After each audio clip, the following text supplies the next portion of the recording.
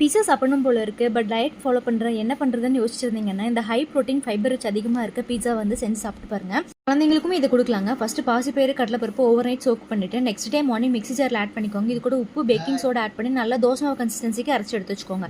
இப்போ வந்து பீஸா சாஸ் செய்கிறதுக்காக தக்காளி வெங்காயம் வரமிளகாய் நல்லா பாயில் பண்ணி தக்காளியோட தோல் அரைச்சி எடுத்துட்டு மிக்ஸி ஜாரில் போட்டு அரைச்சி எடுத்துக்கோங்க. இப்போ வானலில் ஒரு டீஸ்பூன் எண்ணெய் விட்டுட்டு பொடியாக கட் பண்ணி வச்சிருக்க பூண்டு, அதுக்கப்புறம் வந்து அரைச்சி வச்சுருக்க பீஸா சாஸ் வந்து அதில் ஆட் பண்ணி நல்லா திக்கானதுக்கப்புறமா அதை தண்ணி எடுத்து வச்சுக்கோங்க. இப்போ வந்து தோசைக்கல் வச்சு தோசைக்கல்ல நம்ம அரைச்சி வச்சுருப்பாங்களா பாசிப்பயிறு மாவு, அந்த மாவு வந்து நல்லா திக்காக தோசை மாவு மாதிரி ஊற்றிக்கோங்க.